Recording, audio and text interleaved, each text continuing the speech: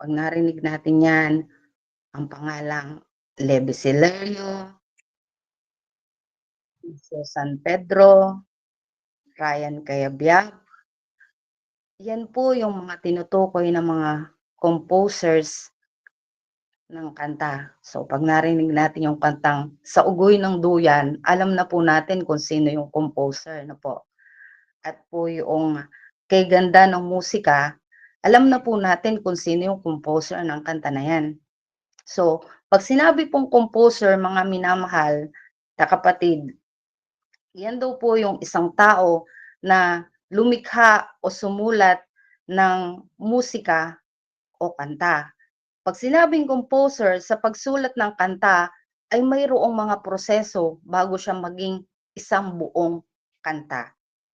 Sabi po diyan, ang una pong proseso ay mayroon pong vision. Bago buuin ang kanta, may malinaw na ideya. Amen po? Ibig sabihin kung paano ang magiging tunog ng kanta bago pa ito marinig ng iba. May vision po ang composer. And then, may disenyo po yung composer. Bawat himig, chords, at lyrics ay hindi basta inilalagay. May tamang pagkakasunod-sunod at layunin yung composers.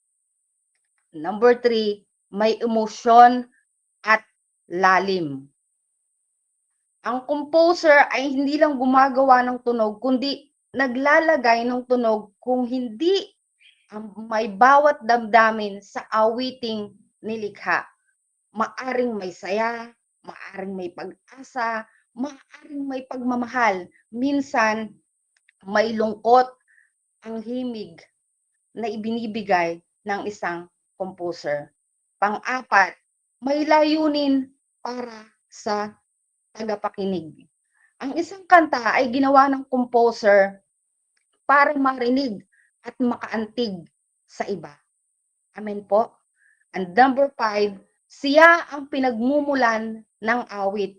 Walang kanta kung walang composer.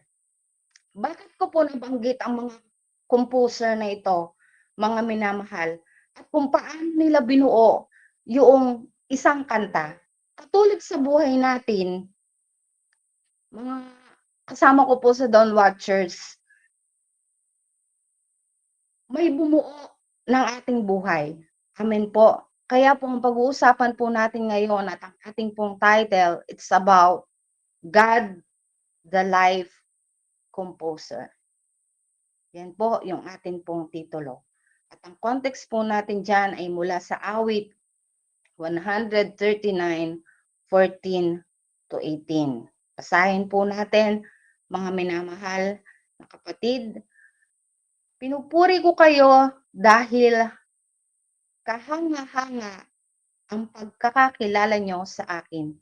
Nalalaman nyo sa akin, nalalaman ko na ang inyong mga gawa ay tunay na kahanga. Nakita nyo ang aking mga buto nang ako'y lihim na hugisin sa loob ng sinapupunan ng aking ina. Nakita nyo na ako, hindi pa man ako isinisilang, ang idinakdang mga araw na ako'y na mabubuhay ay nakasulat na sa aklat nyo bago pa man mangyari. O Diyos, hindi ko lubos maintindihan ang mga iniisip nyo. Ito'y tunay na napakarami pa kaysa sa buhangin. Sa aking pagising, ako'y nasa inyo pa rin. Purihin po ang Panginoon sa kanya pong mga salita. Kapag nakikita natin yan, mga minamahal, ang titulo po natin, it's about the God, the Life Composer. Bakit nga po ba sinabi na ang Diyos ang composer ng atin pong mga buhay? Kasi po, unang-una, God has a vision for our life. Mayroon pong vision ang Diyos sa atin pong mga buhay. Pag sinabing vision, may plano, may layunin, at may nakahandang hinaharap para po sa atin. Ang sabi po dyan sa Proverbs 29 verse 18, Where there is no vision, the people perish. Kapag walang gabay o plano o layunin, magugulo, maliligaw ang buhay natin kung hindi alam kung saan tayo magsisimula o saan ang katapusan ng ating buhay. Kaya nga po, pinapatungkol dyan sa verse na yan, sa 139:14 to 16, makikita po natin dyan, mga minamahal, sa verse na ito, ipinakita na ng Diyos na may layunin po sa ating mga buhay. Sa paglikha pa lang at sa paggawa pa lang ng ating Diyos, tunay na nakahanga-hanga na ang ating pong buhay. Kita na ng Diyos ang ating buto inside the womb of our mother. Our life is written in the book of God. Makikita po natin dyan sa verse na atin pong binasa. No? Katulad ng isang business, hindi basta itinayo lang ang isang business. Bago ito itinayo, pinagplanuhan to. Mayroon tong layunin kung bakit siya itinayo. Parang isang building, hindi lang ba siya itatayo na isang building? Siyempre mayroong simula at katapusan yung pagtatayo ng isang building. Sa buhay natin na binuo ng Diyos, mayroon din pong vision, may pangarap ang ating Diyos. Ang vision ay hindi lang basta pangarap, kundi revelasyon mula sa Diyos. Katulad po ni Paul, po, dating nasa maling direksyon, dating tagausig ng mga Kristiyano, winasak ng Diyos ang dating niyang landas upang ipakita ang bisyon ni Paul. Kaya nga po nasabi niya sa Gawa 20:24, pero hindi mahalaga sa akin kung gaano man ang mangyari sa akin matapos ko lamang ang gawain na ibinigay sa akin ng Panginoong Hesus na maipangaral ang magandang balita tungkol sa biyaya ng Diyos. Meron na po bang tayong na-experience sa buhay natin na winasak ng Diyos yung plano natin para maipakita ang vision ng ating Diyos? Meron na po bang mga experience tayong ganon, mga minamahal, na dumating sa point na kailangan ng basahin ng Diyos yung ating mga plano, yung ating mga nais, no po, para lang maipakita ng ating Diyos kung ano po yung nais niya sa ating mga buhay. No? Alam ko po na mayroon na po sa atin yan. Kasi po, without God vision, there is danger. But when we follow His word, we find direction. And in obedience, we discover the true light. Mahirap kung walang pangitain ng Panginoon sa buhay natin. Magkakaroon tayo ng panganib. Ngunit kapag sinunod natin yung kanyang salita, matatagpuan natin yung tamang direksyon. At sa pagsunod, madarama natin yung tunay na kagalakan sa ating mga puso. Experience natin sa buhay, naisip natin kung ano ang winasak ng Diyos para manguna sa buhay natin, yung vision ng Panginoon, meron po tayong masasabi at meron po tayong maikukwento sa ating pong mga buhay. Pangalawa, God has designed our life. Dinisenyo po ng Diyos yung buhay natin. Sabi po dyan, lagi nating nakikita yung verse na yan sa Jeremias 1:5. Ano po? Bago kita nilalang sa iyong tiyan ng ina, pinili na kita. So, bago tayo isinilang, kilala tayo ng Diyos. Nakadesenyo na tayo para sa Panginoon. Imagine niyo mga minamahal, sabi po sa based in the World Meter and Data Reportal, the Philippine population in 2025, 116 to 117 million. Yan daw po ang populasyon natin ngayon. Imagine that each people have different fingerprint. hairline, ear print, and tongue print. Imagine tayong lahat na nasa Dawn Watcher, I think it's 32. Iba-iba yung print na mayroon po tayo. Hindi tayo magkakapareho. Nakaka-amaze. Ano po? Kung paano tayo iba-ibang binigyan ng bawat pagkakaiba ng Diyos na lumikha po sa atin. Means hindi pa tayo buo, alam na ng Diyos yung disenyo ng buhay natin. Ibig sabihin, may mababago pa. May magbabago pa. At may babaguhin pa ang Diyos sa atin pong mga buhay. Kung titingnan natin yung populasyon natin, grabe. Pero magkakaiba yung mayroon tayo na fingerprint, hairline, magkakaiba. Detalyado kasi ang bawat buhay natin sa kamay ng ating Panginoon. Maingat na binuo ng Diyos ang bawat buhay natin. Hindi man natin maintindihan ngayon, sa ngayon ang bawat detalye, pero makakarating tayo sa tamang design na inilaan po ng Diyos sa ating mga buhay. Ang sabi po sa awit 139:17, O Diyos, hindi ko lubos maintindihan ang mga iniisip nyo. Ito'y tunay na napakarami.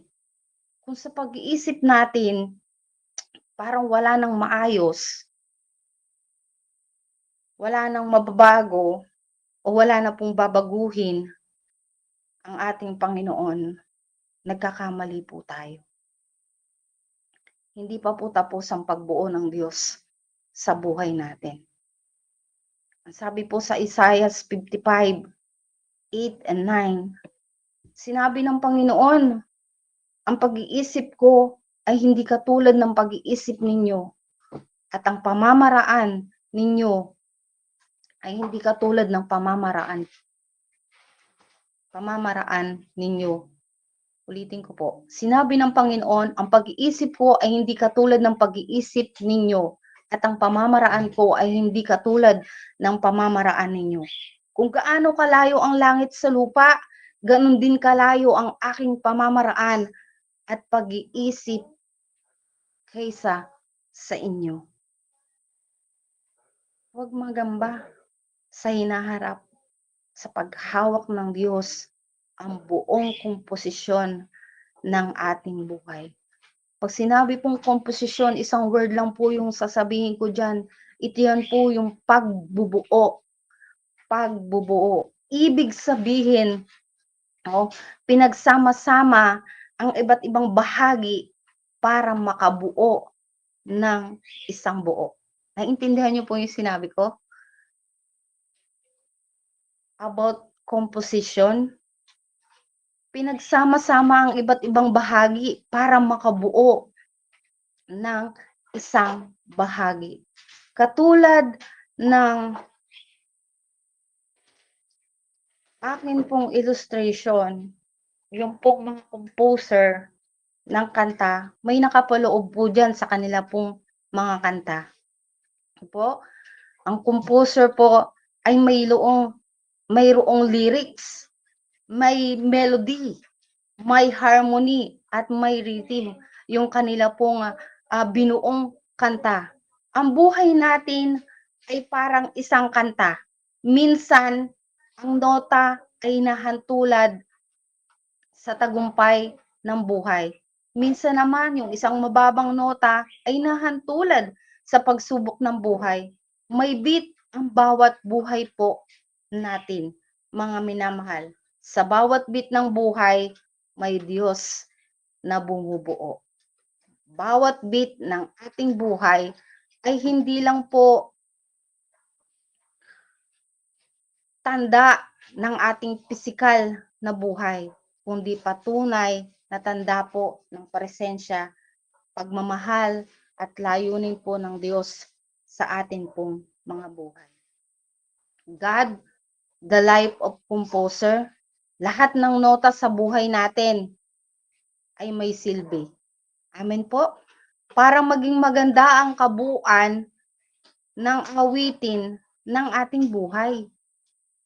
Mayroon pong silbi ang lahat po ng nota na binubuo ng Diyos sa ating buhay. Mababa man po yan, mataas man po yan, mga minamahal, mayroon pong magandang patutunguhan sa ating buhay. Number 3, God gives meaning to our life. May value ang buhay natin. May saysay ang ating pong buhay. Ang sandok, ang kutsara, ang tinidor, o ano bang lahat ng bagay na nakikita natin sa buhay, may gamit po yan. May halaga po yan. Hindi lang siya basta binuo. Hindi lang basta binuo ang sandok. Mayroon pong halaga yan. Katulad din po ng buhay natin na ibinigay ng Diyos, ay mayroon pong halaga yan sa ating Panginoon. Ang sabi po dyan sa Romans chapter 8:28, alam natin ng lahat ng bagay gumagawa ang Diyos para sa ikabubuti ng mga umiibig sa Kanya na Kanyang tinawag ayon sa Kanyang layunin. Bakit po may meaning, mga minamahal? Bakit po may meaning ang ating buhay? Unang-una po, siya ang pinagmulan ng buhay. Bakit may halaga ang buhay natin? Siya ang pinagmulan ng buhay. Ang Diyos ang lumikha sa atin. Kaya't siya ang dahilan kung bakit tayo nabubuhay. Hindi tayo putok sa buho. Hindi tayo si malakas o si maganda. Amen? Na lumabas lang sa buho. Diyos mismo ang bumuo at bumuhay sa atin. Amen po ba? Parang isang libro, kung walang pamagat, walang saysay, walang kwenta. Pero kapag sinulatan na ng may akda, nagiging makabuluhan. Amen po.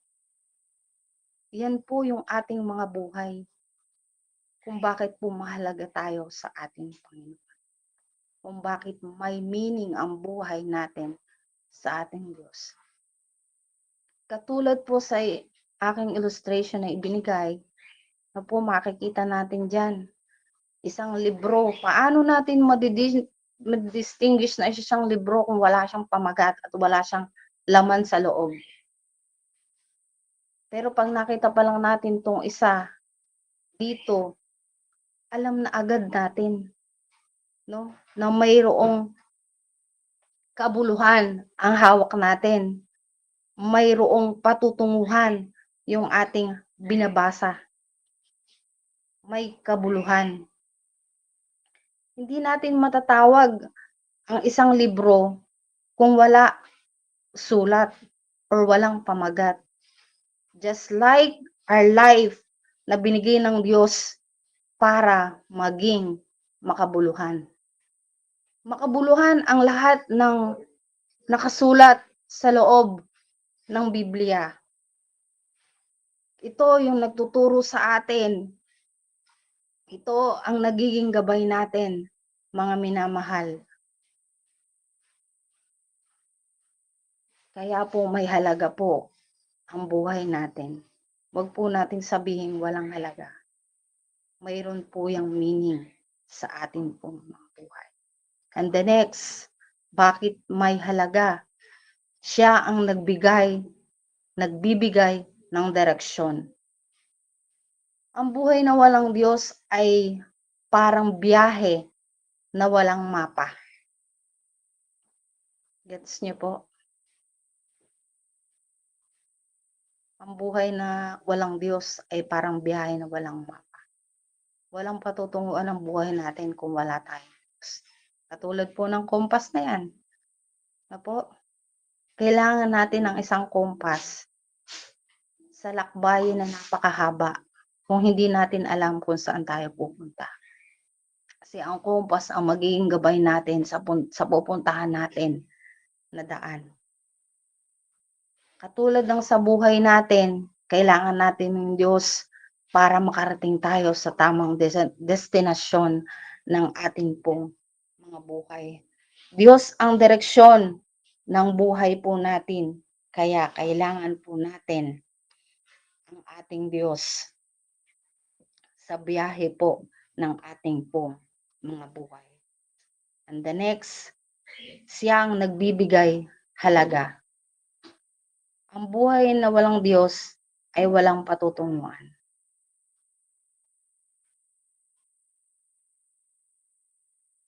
Sa isang puzzle po, hindi mabubuo ang isang puzzle kung kulang. Amen? Hindi po tayo mabubuo kung wala tayong Diyos. Sino po yung bubuo ng buhay natin? Sino po yung bubuo ng sarili natin? Kung hindi po ang ating Diyos na buhay. Kung walang Diyos na nagbibigay halaga, hindi tayo mabubuo.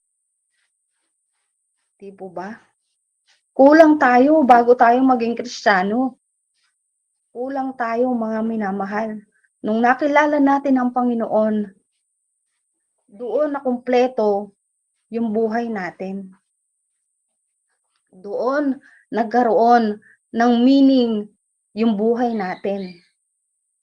Nandito po tayong lahat. Kasi binigyan ng kahulugan ng Diyos yung buhay natin. Amen po ba? Binigyan po ng Diyos ng halaga ang atin pong mga buhay.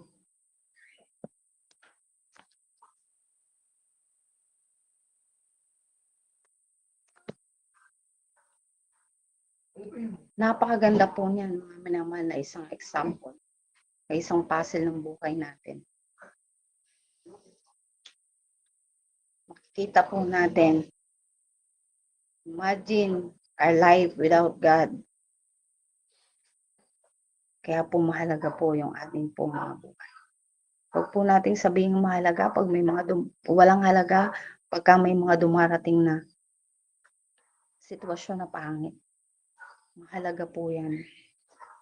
Binigyan po ng Diyos ng kabuluhan at kahulugan yung ating pong mga buhay. Number 4, God has a design. Our life is not a random. Hindi po random yung buhay natin. Hindi aksidente na naging Lina ako. Hindi naging aksidente na si Pastor Nestor ka. Hindi naging aksidente na si Pastora Angel ka. Hindi naging aksidente na si Christine Taiko ka. Ibig sabihin, may malinaw na disenyo kung bakit tayo narito sa mundong ating ginagalawan. Para lang isang relo yan, hindi nabuo ang isang relo ng basta-basta. Maraming parte to para magbigay oras sa ating mga buhay. Para makita natin yung oras. Malinaw yung pagkakadisenyo. At malinaw din po yung pagkakadisenyo ng buhay natin. Kung bakit tayo may mata, kung bakit tayo may bibig, kung bakit tayo may buhok, kung bakit tayo may kamay, may paa, o lahat ng parte ng ating katawan, malinaw, o maliban lang po sa mga iba na talagang hindi naging kumpleto. Pero mayroong halaga pa rin yung buhay na ibinigay ng ating Diyos. Mayroon pa rin niyang disenyo. Nasa ayon pa rin yan sa kagustuhan at sa pagkakataon na binigay sa atin ng ating Panginoon. Sabi po sa Efeso chapter 2 and 10, Nilikha tayo ng Diyos at sa pagkakaisa natin kay Kristo Jesus, binigyan niya tayo ng bagong buhay para gumawa tayo ng kabutihan na noon pa may itinalagana ng Diyos na gawin natin. In this verse, malinaw pa lang na may disenyo na ang buhay natin. Binigyan tayo ng buhay ng ating Panginoon. Binigyan ng halaga ng Diyos ang ating mga buhay at binigyan ng disenyo. So do our part para po sa ating mga Kristiyano na itinilaga ng ating Panginoon. Hindi plain yung ating buhay. Hindi po plain yung buhay natin. Ito ay may kulay na binigay ng Diyos. Hindi po ito yung kantang makulay ang buhay sa sinabawang gulay. Amen? Hindi po ito yon. No, makulay ang buhay, hindi sa sinabawang gulay. Kundi makulay ang buhay sa Diyos na nagbibigay buhay. Naintindihan niyo po yun? Makulay ang buhay, hindi sa sinabawang gulay, kundi makulay ang buhay sa Diyos na nagbibigay buhay. Salamat po tayo, may buhay tayo. Buhay na may kulay. Kasi Diyos po ang nagbigay. Amen? Diyos po ang nagbigay. Kaya po may disenyo yung ating mga buhay. 5, God is the creator of life. Genesis chapter 2, verse 7. Nilikha ng Panginoong Diyos ang tao mula sa lupa. Hiningahan niya sa ilong ang tao nang hiningang nagbibigay buhay. Kaya ang tao ay naging buhay na nilalang. Yan po, malinaw po dyan. Isipin po natin po, ang isang magpapalayo na humuhubog ng luwad.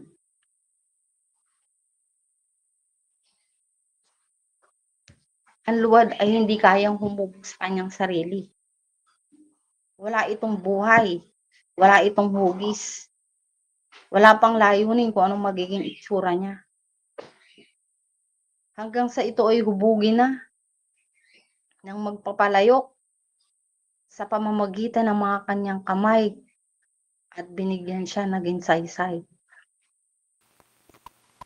Sa parehong paraan, tayo ay kagaya ng luwad. Kung wala ang Diyos, wala tayong tunay na buhay o direksyon. Kasi Diyos ang manlilikha natin, ang humubog sa atin at huminga ng hininga para magkaroon ng buhay na nilalang.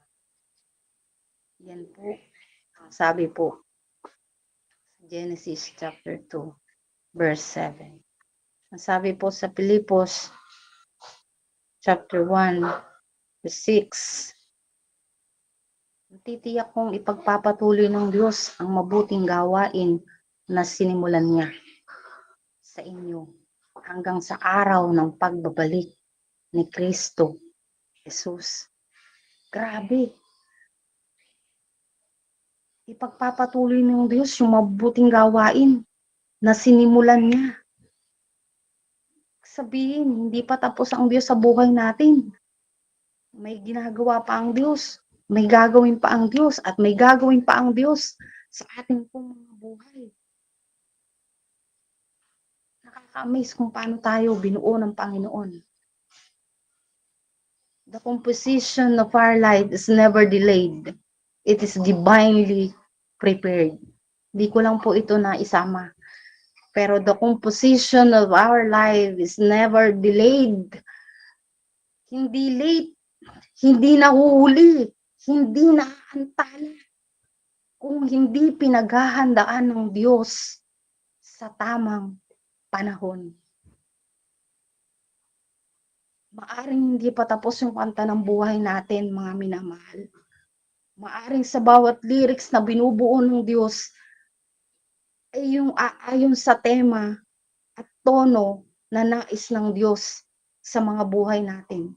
Hindi pa tapos ang pagbuo ng Diyos sa buhay natin. Don't be bothered pagka may mga sitwasyon natin na naiisip natin na baka ito na yung plano ng Panginoon, baka ito na yung vision ng Diyos, baka ito na yung gusto ng Panginoon. Hindi, mayroon pa. May binubuo pa ang Diyos sa buhay natin. Don't be bothered.